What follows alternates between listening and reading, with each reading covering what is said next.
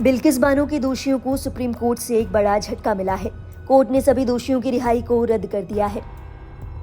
Gangrape मामले में 11 दोषियों की समय से पहले रिहाई के गुजरात सरकार के फैसले को सुप्रीम कोर्ट ने सोमवार को रद्द कर दिया।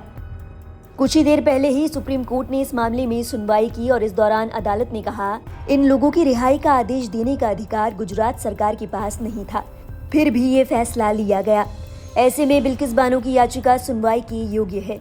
अदालत ने ये भी कहा कि बिल्किस बानो के गैंगरेप के दोषियों के खिलाफ जिस राज्य में केस चला, वहीं की सरकार उनकी सजा माफ कर सकती थी।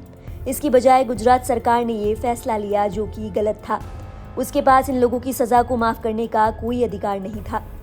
बता दें कि गुजरात दंगों के दौरान बिल्किस बानो के साथ गैंगरेप हुआ था और उनके परिवार के कई लोगों की हत्याएं भी हुई थी। इस कांड में 11 दोषियों के खिलाफ महाराष्ट्र में केस चल रहा था।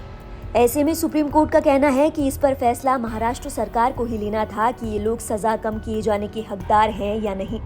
अब बिल्किस बानो की याचिका पर अदालत सुनवाई करेगी, जिसमें इनकी रिहाई को चुनौती दी गई है।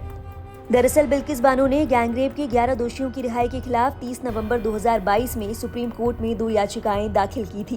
पहली याचिका में 11 दोषियों की रिहाई को चुनौती देते हुए उन्हें तुरंत वापस जेल भेजने की मांग की गई। वहीं दूसरी याचिका में सुप्रीम कोर्ट की ओर से मई में दिए गए आदेश पर पुनः विचार करने की मांग की गई। कोर्ट ने कहा था कि दोषियों की रिहाई पर फैसला गुजरात सरकार करेगी। बिल्किस ने कहा था कि जब केस का ट्रायल महाराष्ट्र में चल रहा है तो गुजरात सरकार इस पर कैसे फैसला ले सकती है।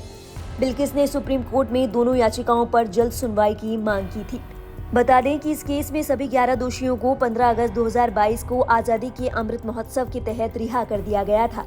अब एक लंबी लड़ाई के बाद बिल्किस बानो को कोर्ट से बड़ी राहत मिली है।